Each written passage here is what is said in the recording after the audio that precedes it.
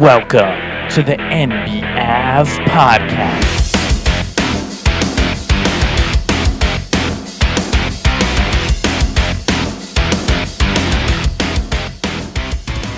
Welcome back to NBAV, NBA Avenue podcast.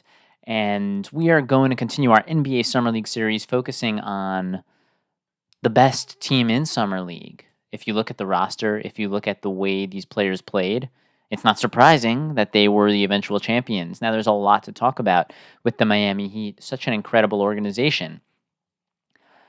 Based on their NBA roster from last season, from 2 seasons ago, they're a team that's on the come down.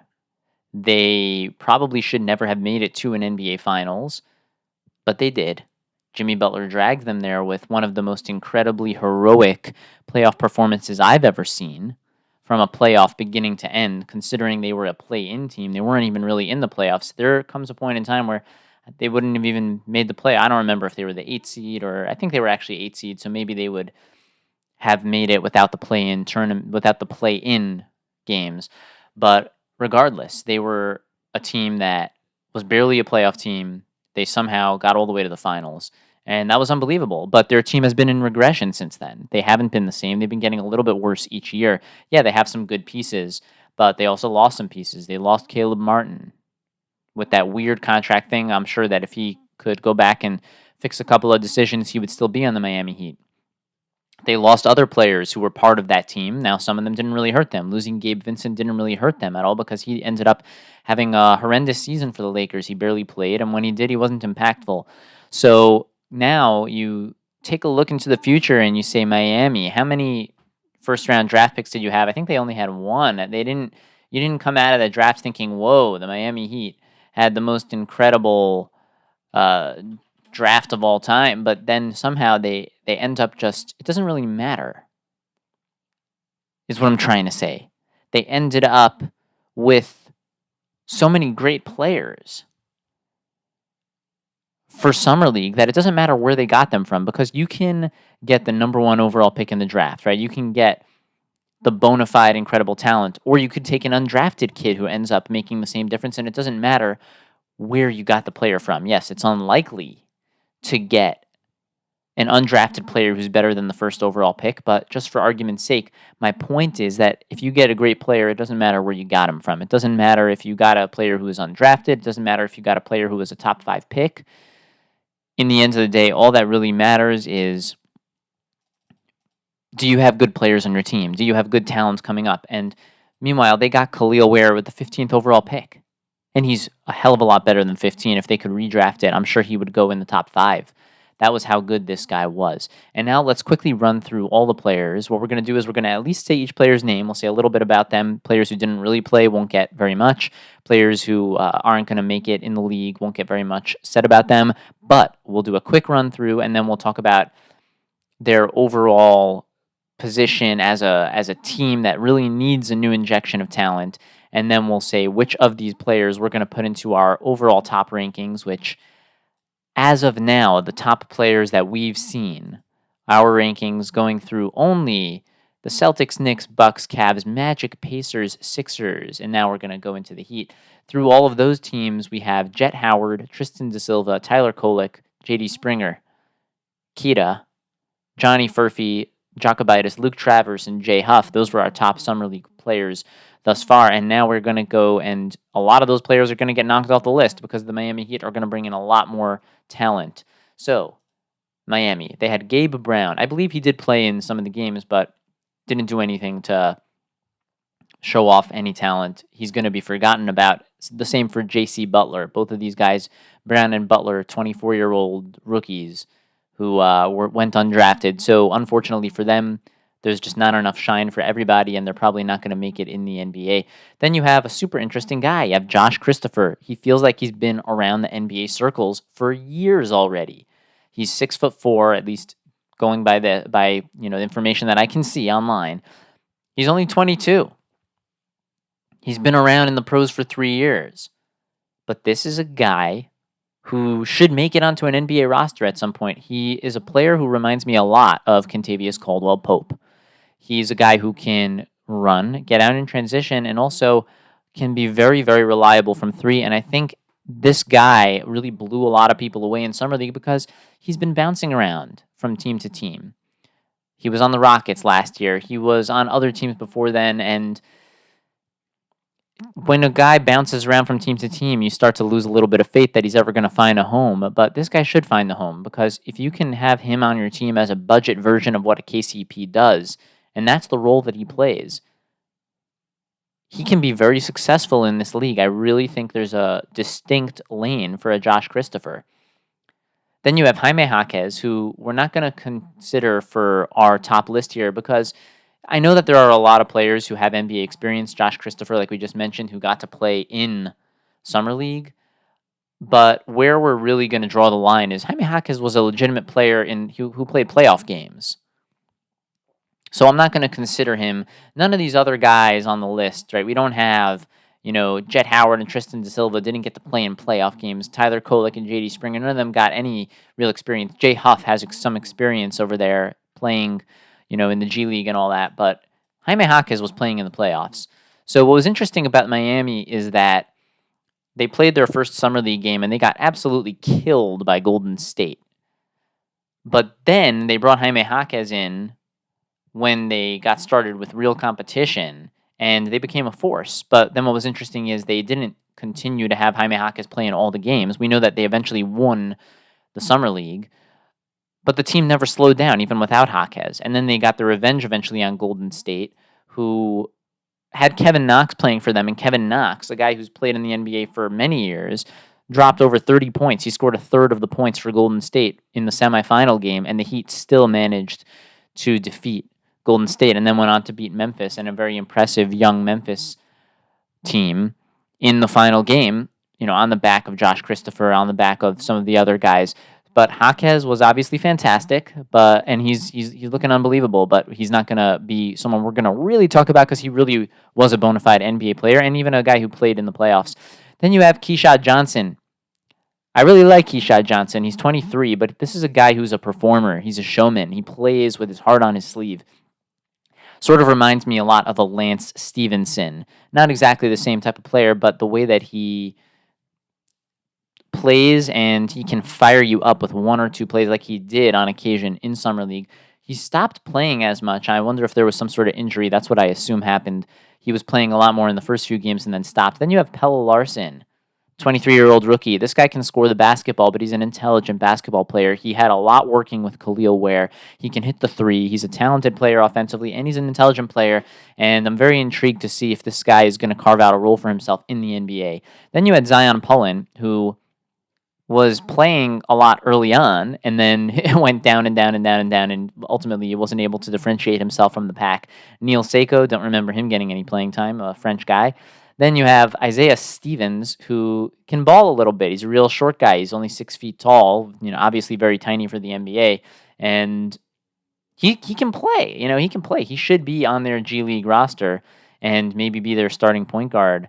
But I don't think he's going to crack the NBA team. But if there's any place where a small guard can potentially make it in the NBA as a role guy, it's on the Miami Heat. And just ask Gabe Vincent.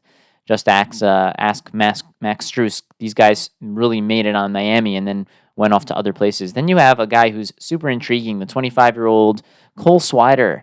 He's not a rookie. He's not even a second-year guy. He's already been in the league for 2 years. So Cole Swider, on the taller end for a guy who can really shoot the three very well. This is the guy who they're saying the comparison is Duncan Robinson, but he really is just a flamethrower, and he can also do the small things and get the open layups off of the cuts. So this guy, I mean, the fact that you have a guy in Khalil Ware who we'll get to, and then you have Cole Swider, this was just a nightmare for oppositions because this guy was just one of the best three-point shooters. He had maybe one bad game in the whole Summer League, and everything, and otherwise lights out. This guy can shoot the basketball, and there's for sure going to be rules for him in the NBA. Then you have Khalil Ware. This guy was hands down the best player out of the first however many teams we've looked at so far. I think we've probably got close to 10 teams. We did 1, 2, 3, 4, 5, 6, 7, 8. Oh, so this is the 8th team. So we haven't quite got through a third, but through 8 teams, Khalil Ware was the best guy. It's not even a question. I mean, his ability to score around the basket to big brother, anyone smaller than him. His hands are fantastic. He can score going left, going right. He has great touch where the ball bounces around the rim and somehow seems to roll in. He can step out and shoot shots from the foul line. He can shoot shots from three. This guy can do everything.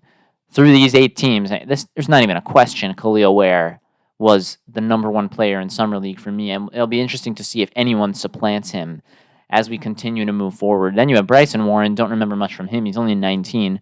Then you have Warren Washington. He was the backup center for Khalil Ware, but he didn't, really show too much. Then you have Alondes Williams, and this guy really showed out a little bit unexpected. He's been in the league for a couple of years.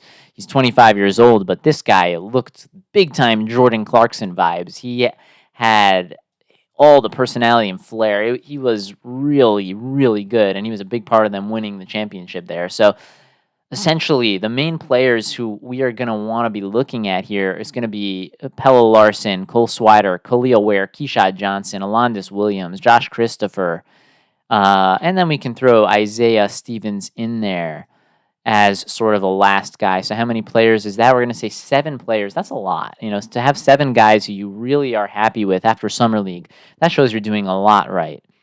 And they ultimately went on to win. Memphis, you can make a case, maybe had a better team. Maybe you could think that Memphis should have beat them in that final game, and they kind of dropped the ball a little bit. The game ended up going to overtime, and it was sort of very poetic how the game ended, where Pelle Larsson was a guy who clearly seemed like he was ready, and he started off hot in Summer League, and he showed some ability, and then with him, although he wasn't always the number 1 scorer, and I don't know if he ever was the number 1 scorer, because you had guys like Josh Christopher, an NBA veteran, and you had Josh Christopher, and you had, who else were the main guys? You had Swider and Ware and Alondes Williams doing a lot of the scoring, but it was sort of nice that Pelle Larsson on a tough shot got the finishing touches on Summer League and scored that final bucket after Josh Christopher hit the big 3 that put them within 2 points of the target score. That meant they score one more time and they win the game, and Pelle Larsson did get that final bucket. That was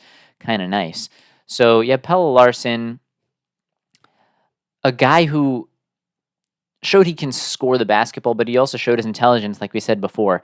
If Pelle Larsson was on a team like Denver in place of Christian Braun, I mean, he would do what Christian Braun does. He would provide the effort, and he would provide some scoring. He could succeed.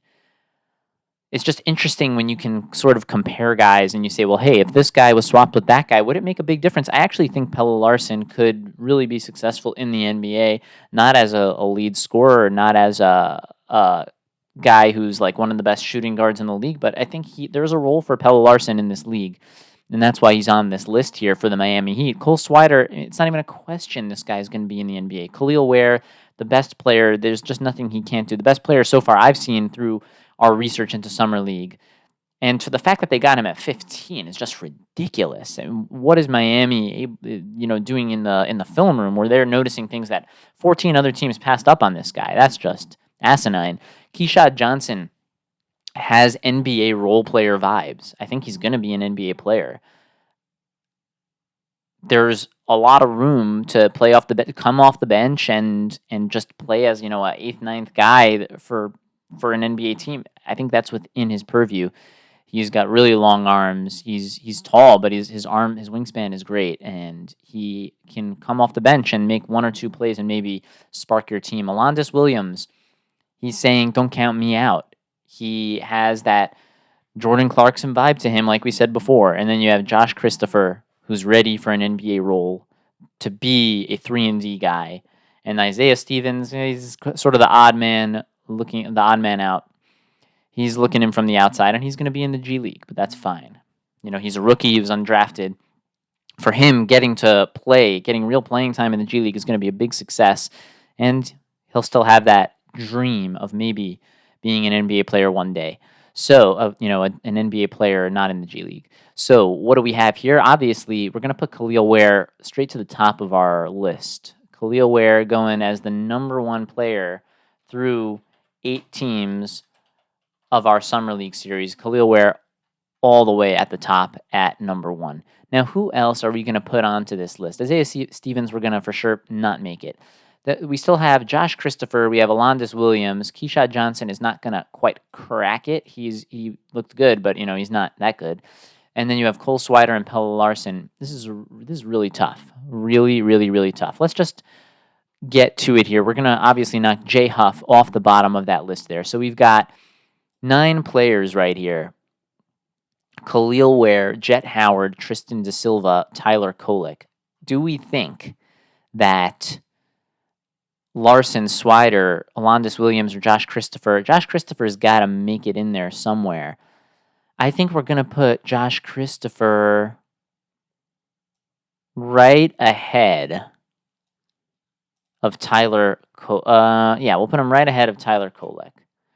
So Josh Christopher is going to make it as the 4th here. We're going to put Josh Christopher. Now, someone could still come along and supplant him at some point, but Josh Christopher, we're going to put him right between Tristan Da Silva and Tyler Kolek.